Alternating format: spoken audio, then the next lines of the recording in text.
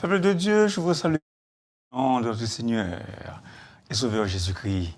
Aujourd'hui, nous allons considérer ensemble, comme d'habitude, la parole de Dieu. Et nous trouvons le passage de base, Ésaïe, chapitre 52, verset 13 à 53, verset 12.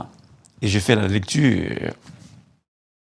Voici, mon serviteur prospérera. Il montera, il s'élèvera bien haut. De même qu'elle a été pour plusieurs un sujet d'effroi, tant son visage était défiguré, tant son aspect différait de celui des fils de l'homme. De même, il sera pour beaucoup de peuples un sujet de joie. Devant lui, des rois fermeront la bouche, car ils verront ce qui ne leur avait point été raconté. Ils apprendront ce qu'ils n'avaient point entendu. Qui a cru à ceux qui étaient annoncés? Qui a reconnu le bras de l'Éternel? Il s'est élevé devant lui comme une faible plante, comme un rejeton qui sort d'une terre desséchée. Il n'avait ni beauté, ni éclat pour attirer nos regards, et son aspect n'avait rien pour nous plaire. Méprisé et abandonné des hommes, homme de douleur et habitué à la souffrance, semblable à celui dont on détourne le visage. Nous l'avons dédaigné, nous n'avons fait de lui aucun cas. Cependant, ce sont nos souffrances qu'il a portées. C'est de nos douleurs qu'il s'est chargé. Et nous l'avons considéré comme puni, frappé de Dieu et humilié. Mais il était blessé pour nos péchés, brisé pour nos iniquités. Et le châtiment qui nous donne la paix est tombé sur lui. Et c'est par ses meurtrissures que nous sommes guéris. Nous étions tous errants, comme des brebis. Chacun suivait sa propre voie. Et l'Éternel a fait retomber sur lui l'iniquité de nous tous. Il a été maltraité et opprimé. Et il n'avait point ouvert la bouche, semblable à un agneau qu'on mène à la boucherie, à une brebis muette devant ceux qui l'attendent. Il n'a point ouvert la bouche.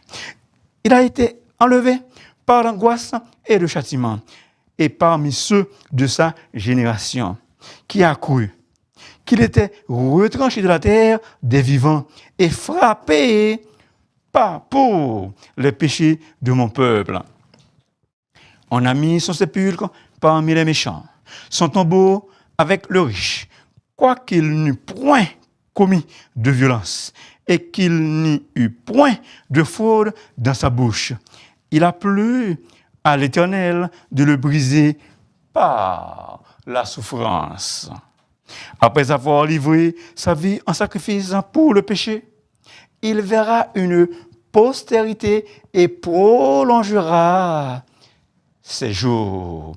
Et l'œuvre de l'Éternel prospérera entre ses mains à cause du travail de son âme. Il rassasiera ses regards. Par sa connaissance, mon serviteur juste justifiera beaucoup d'hommes, et il se chargera de leurs iniquités. C'est pourquoi je lui donnerai sa part avec les grands. Il partagera le butin avec les puissants, parce qu'il s'est livré lui-même à la mort et qu'il a été mis à mort, il a été mis au nombre des malfaiteurs, parce qu'il a porté les péchés de beaucoup d'hommes et qu'il a intercédé pour les coupables, Parole du Seigneur. Le sujet, la mort expiatoire et le triomphe du Messie, le serviteur de l'Éternel. La mort expiatoire et le triomphe du Messie, le serviteur de l'Éternel. Il y a dans le 2e Ésaïe 4 chapitres, ou bien si vous voulez, chapitre 44 à 55, 4 chants qui parlent du serviteur de l'Éternel. Je vous cite seulement un. Ésaïe 53, verset 13 à 53. Ésaïe 52, verset 13 à 53, verset 12. Ce passage expose les souffrances de Christ. Autrement dit, c'est un passage consacré aux souffrances de notre Seigneur et Sauveur Jésus-Christ. On a ici le texte le plus long, le plus important, le plus mémorial et le plus difficile. Ce poème dépeint de manière plus précise et plus profonde que les 3 autres, de façon complémentaire, la personne et l'œuvre de notre Seigneur Jésus. En vérité, nous sommes arrivés non seulement au point culminant de la prophétie d'Ésaïe, mais à la page la plus merveilleuse de tout l'Ancien Testament. Le théologien Henri Blocher intitule ce poème « Voici l'agneau de Dieu ».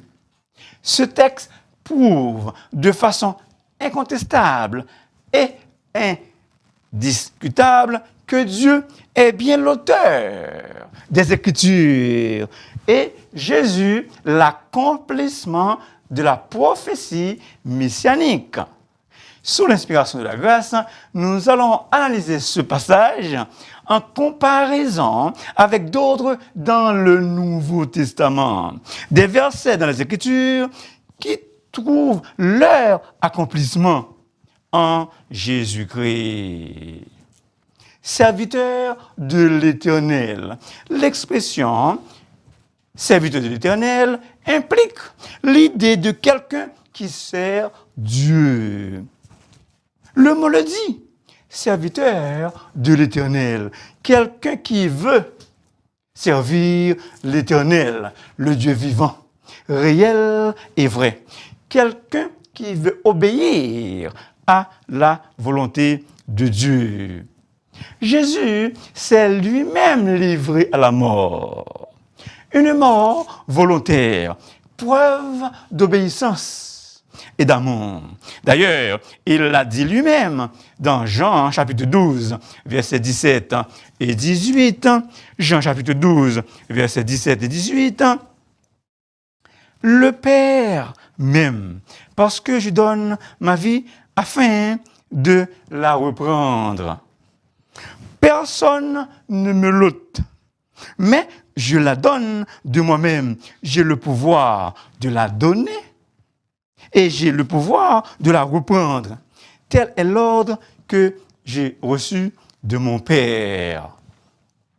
D'abord, il a déclaré lui-même: ma nourriture est de faire la volonté de celui qui m'a envoyé et d'accomplir son œuvre.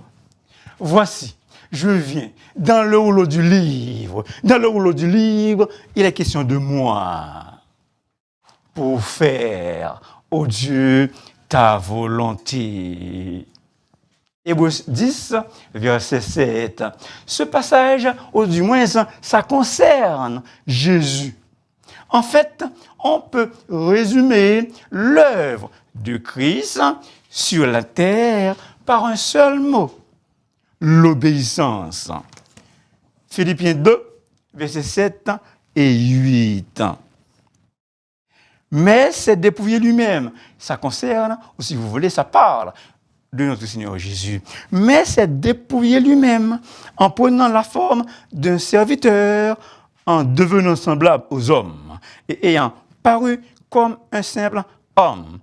Il s'est humilié lui-même, se rendant obéissant, jusqu'à la mort, même jusqu'à la mort de la croix. Sommes-nous des serviteurs de l'Éternel, des serviteurs obéissants?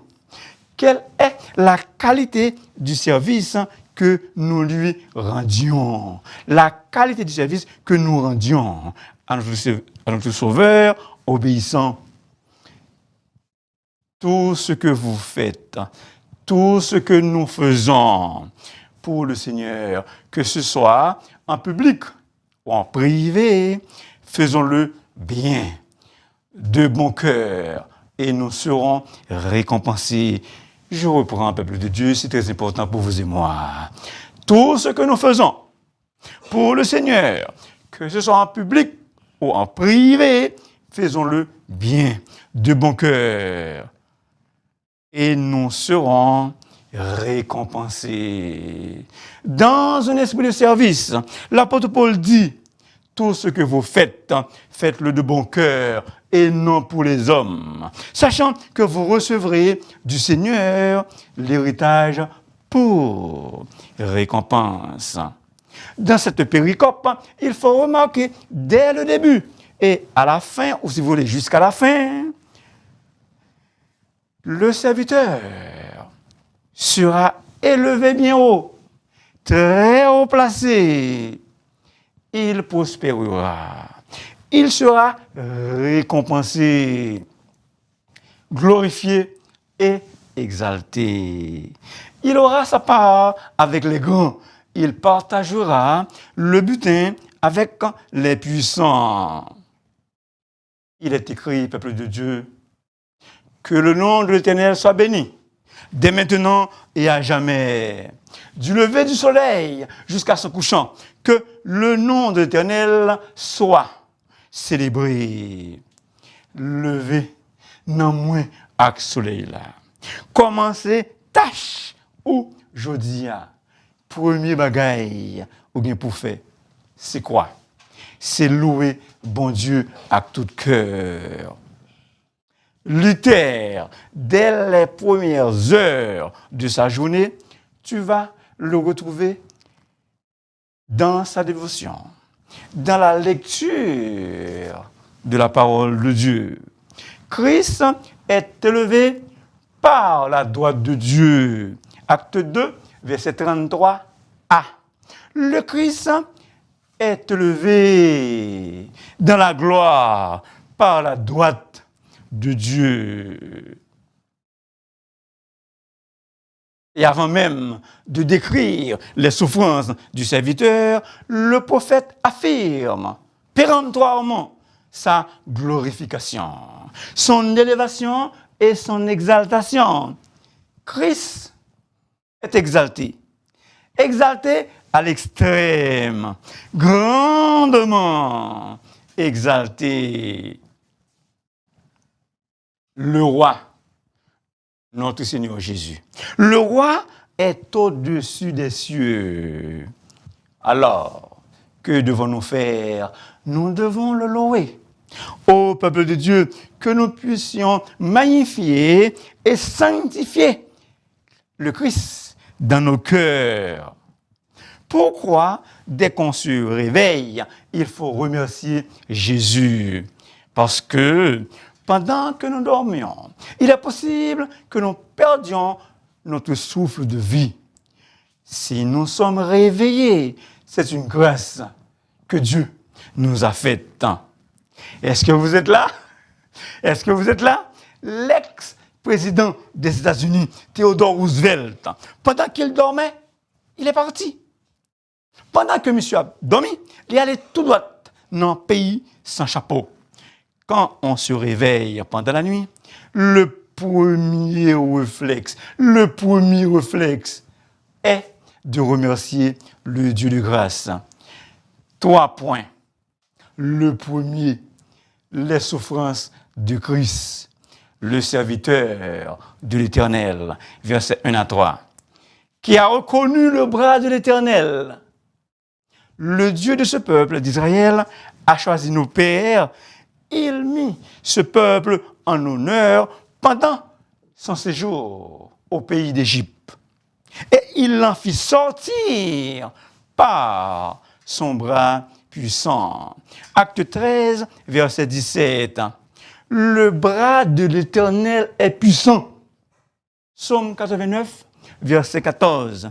Et ce n'est pas étonnant, car l'un des noms de Dieu est El Shaddai, Dieu Tout-Puissant. Le Dieu d'éternité est un refuge et sous ses bras éternels est une retraite devant toi. Il a chassé l'ennemi. Il a dit, extermine. Deutéronome 33, verset 27. Ésaïe, chapitre 52, verset 10a. Ésaïe, chapitre 52, verset 10a. L'Éternel découvre le bras de sa sainteté. L'Éternel découvre le bras de sa sainteté.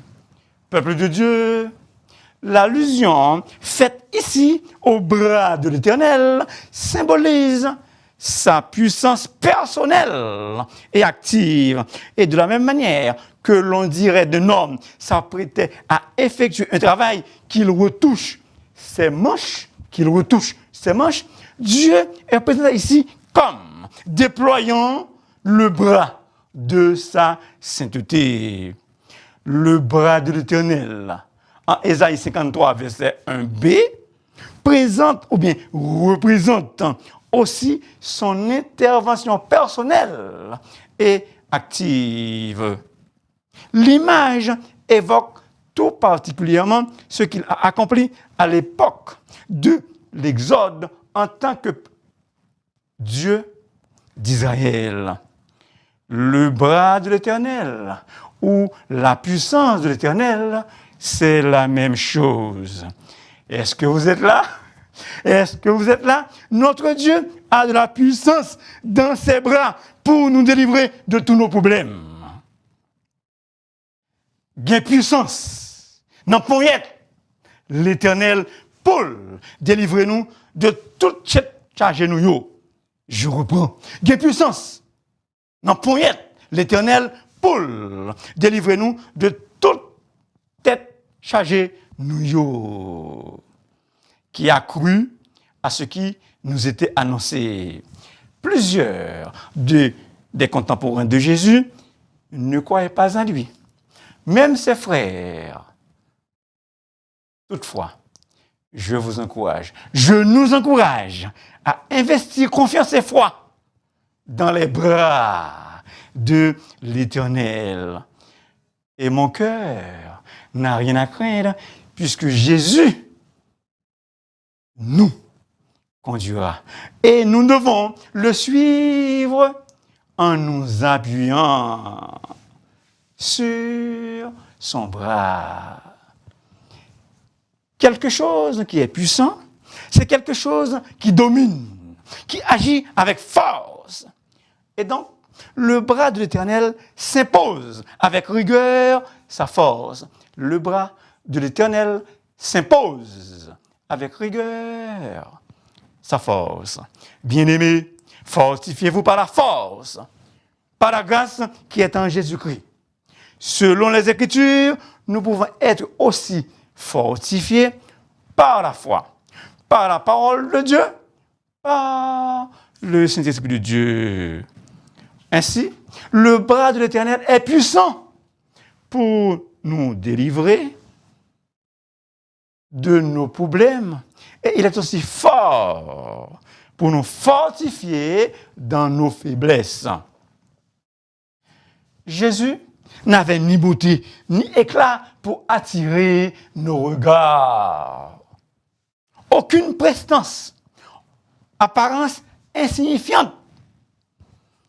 Et justement, il était un homme de douleur extrême, habitué à la souffrance. Pourquoi était-il un homme de douleur? Pour nous pardonner de nos péchés, pour nous donner la vie et la vie éternelle que lui seul donne. Jésus a enduré des souffrances atroces et intenses que nul autre n'a souffertes. Il a subi la mort, la plus ignominieuse, la plus honteuse. Et en voici quelques exemples. On a frappé brutalement sa tête avec un roseau. Avec lui furent crucifiés 2 brigands qui l'ont insulté. On l'a couronné d'épines. Peuple de Dieu, le Christ, notre Sauveur, était opprimé, méprisé, humilié et abandonné. Hérode le traita avec mépris, de façon la plus ignoble, sans faire violence à quiconque. Jésus a accepté d'être condamné et mis à mort. Les soldats ont transpercé son côté avec une lance. Un géant spirituel a déclaré: Christ a souffert sur la croix plus que n'importe quel homme à n'importe quelle époque. Il a subi les souffrances que nous méritions. Et donc, des souffrances substitutionnelles. Christ prend toute souffrance nous parce que il remet nous pour que nous ne pas une tête chargée. Il est condamné. Jésus, il est condamné à notre place.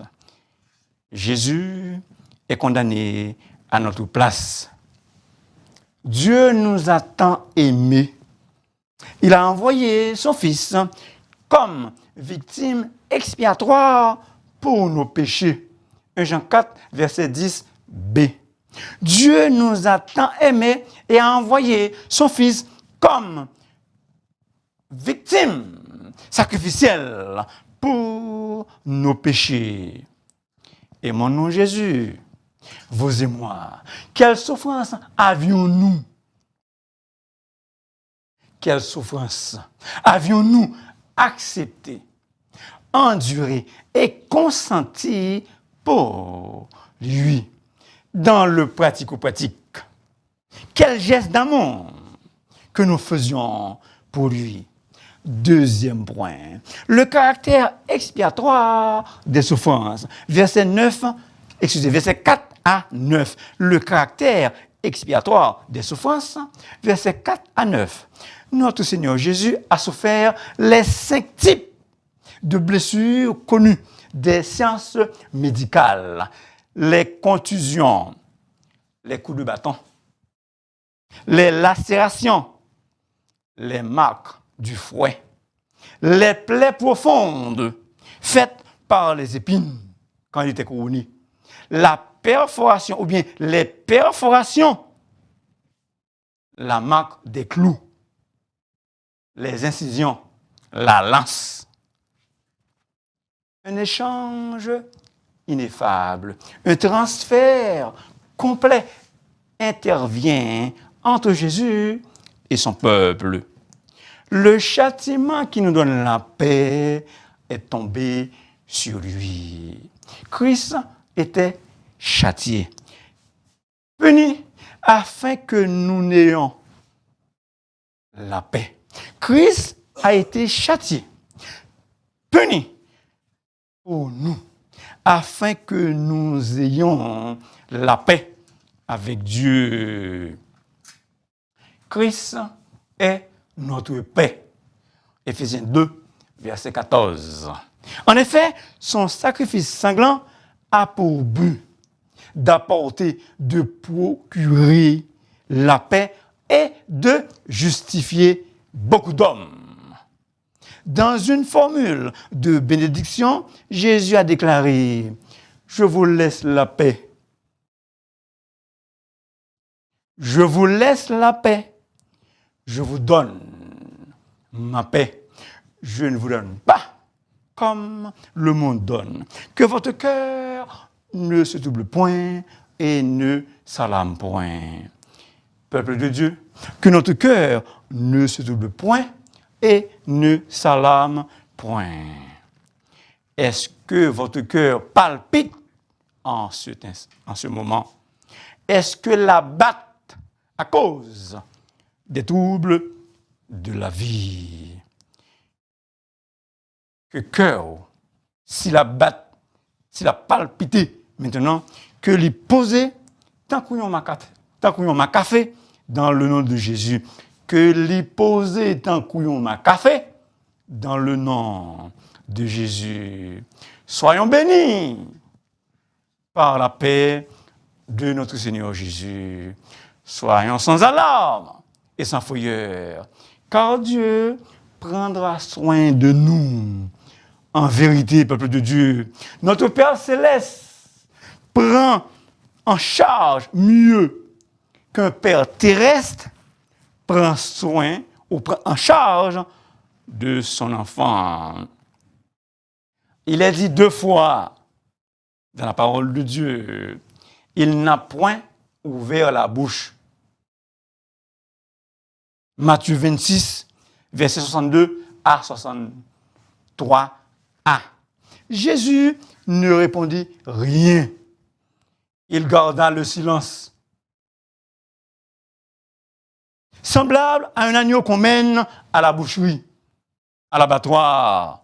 Jésus est l'agneau sacrificiel de Dieu qui ôte le péché du monde. Jésus est l'agneau sacrificiel de Dieu qui ôte le péché du monde.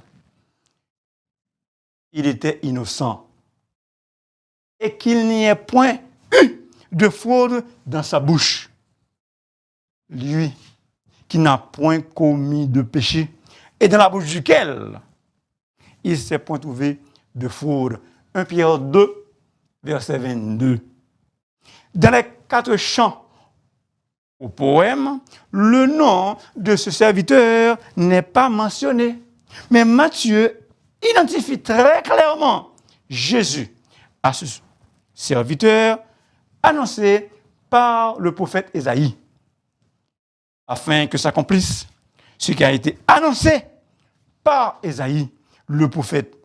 Voici mon serviteur que j'ai choisi. Matthieu 12, versets 17 et 18. Maintenant, très important, le temps des verbes où le texte a été écrit, l'accompli et l'inaccompli. Un parfait ou un passé prophétique, c'est-à-dire sans faute, de façon impeccable, cela va s'accomplir.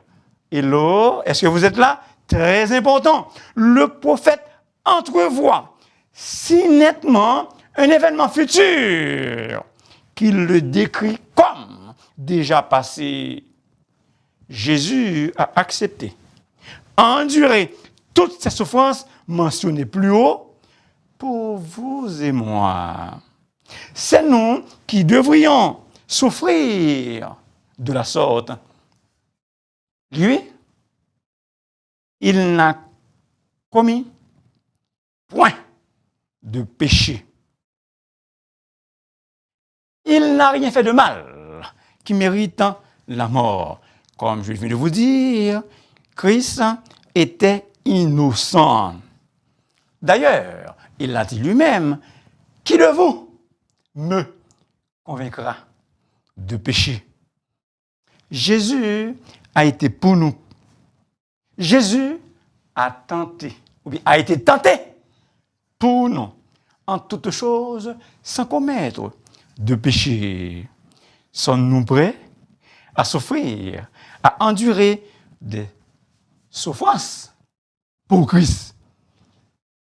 L'apôtre Paul portait les marques de Jésus dans son corps. Galates 6, verset 17. Qu'en est-il de nous? Nous avons été créés pour servir Jésus.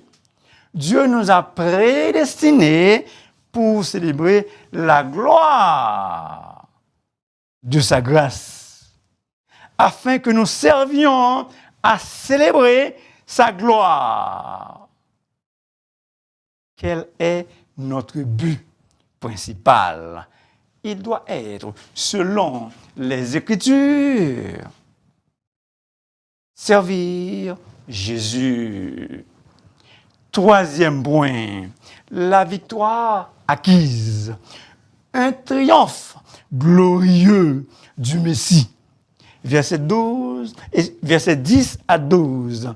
La victoire acquise, un triomphe glorieux du Messie. Verset 10 à 12. Notre Seigneur Jésus est un Seigneur victorieux. Il est couronné de gloire et d'honneur. Après avoir livré sa vie en sacrifice, un sacrifice de réparation. Après avoir tant souffert, il verra la lumière. La lumière, peuple de Dieu, dans les Écritures, représente au moins une chose, symbolise au moins une chose, le salut et la vie. L'œuvre salvatrice du serviteur. L'œuvre de salut du serviteur sera valable pour ceux et celles qui le connaîtront, c'est-à-dire pour ceux qui croiront en lui et placeront leur confiance en lui. Le texte dit par sa connaissance. Il ne s'agit pas d'une simple connaissance intellectuelle, mais d'une connaissance personnelle et intime avec Jésus. Mon cher ami, connais-tu Jésus personnellement et intimement? Qui a cru à son message? Le message de Jésus. Ne sois pas incrédule, mais crois au Seigneur Jésus et tu seras sauvé, toi et ta famille. Merci beaucoup de m'avoir écouté. S'il vous plaît, n'oubliez pas de vous abonner, car La Voix Serviteur est votre émission. Et si vous voulez me parler, vous pouvez m'appeler dans le 514-571-2296. Que Dieu vous bénisse richement et abondamment. Que Dieu vous bénisse richement et abondamment.